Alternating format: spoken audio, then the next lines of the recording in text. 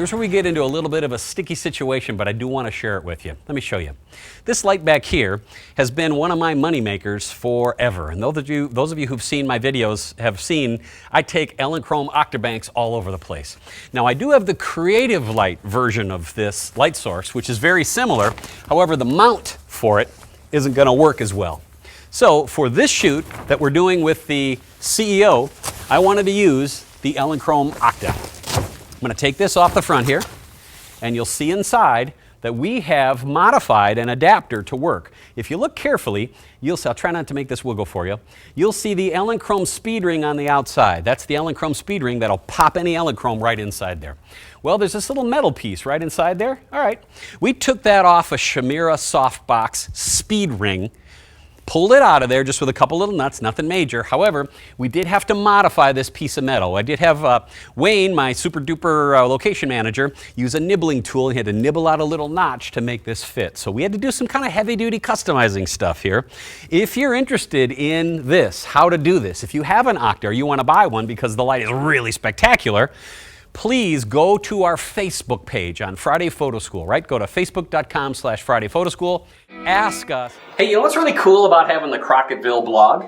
It allows me really quick access to share cool things that we discover in our studio with you. Well, we are preparing for a big photo shoot next week.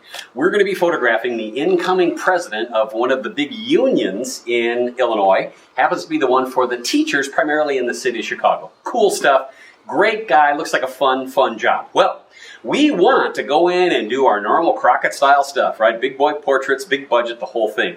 I want to figure out how I can do it the fastest, easiest, lightest weight gear using lots of technology and little bits of gear. And what have I figured out? Check this out. Look at this image. That's right.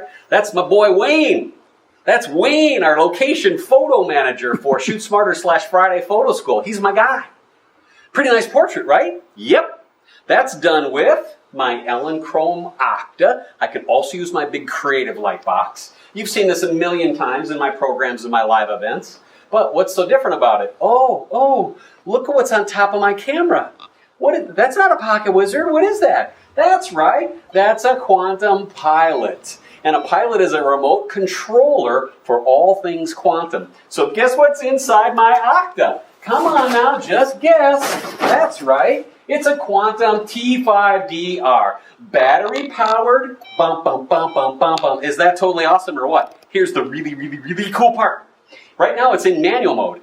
I can control my Qflash and put it into TTL mode if I want to. I'm going to experiment with shooting portraits through my 6-foot Octa in TTL. Oh, life is so good. More information coming later, but you got to admire the awesome craftsmanship of getting that T5D in there. Is that cool or what? We've got a Qflash mounted on there nice and strong. On the side, we've got a wireless receiver here for quantum, and you'll see that the cable goes out the back. Well, why? Well, let me spin this around and I'll show you exactly why. One of the secrets that I want to share with you is external power.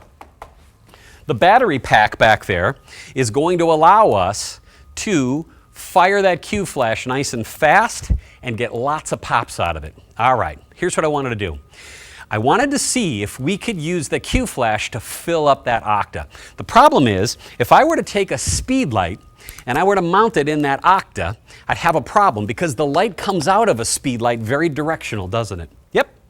When I fire a speed light right here, I'm going to get a little light bar that's only that big, right? I'm going to pop a speed light to you and I can adjust how wide I want it, but it's the shape that's the problem. Remember, we're professional photographers. We sculpt and we craft and we shape light, no matter if it comes from a battery flash or if it comes from a big fancy studio flash. We want to shape that light. So in this case, I want to shape the light in an Octa. Well, the Octa is that great big umbrella, and then it's got diffuser on the front of it. You need to fill up that umbrella.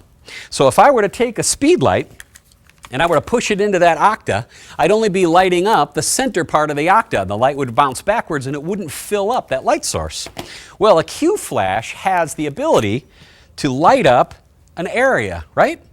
A Qflash lets you have the tube send light out in kind of a dome, a big bubble. So it goes sideways, up, down, and forward. That fills up that great big umbrella.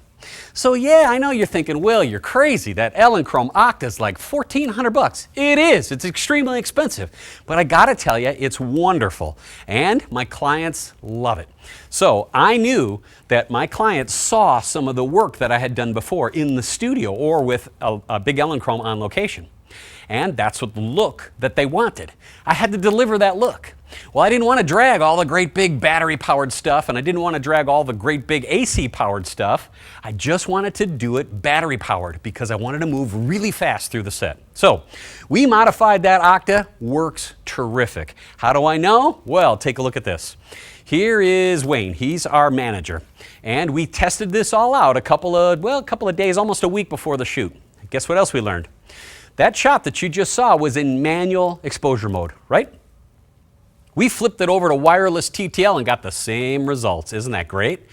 That big soft light with that Qflash will work in TTL mode if you want to too. Sweet, right? I know, so sweet. Well, in this case, we didn't use it in TTL mode to make the formal portrait. No way. We used manual mode. And we'll talk about that a little bit later in the program. Why do I choose in some shots to shoot in wireless TTL? And why do I choose to shoot in manual mode? And on some shoots, I'll go into auto exposure mode. Those are three completely different ways of using the light the way we want to. And as photographers, we want to sculpt that light as best we can, right? Right on, that's our job. And we also have to be safe. So when we're using a great big light source like that, you got to remember, heavy light stands and even sandbags make a lot of sense. I know I'm preaching to the choir here, but you'll notice I use beefy light stands, and you'll also notice that I use sandbags, right? If you're talking about a 6-foot light modifier, you want to make sure that that light stand is secure. So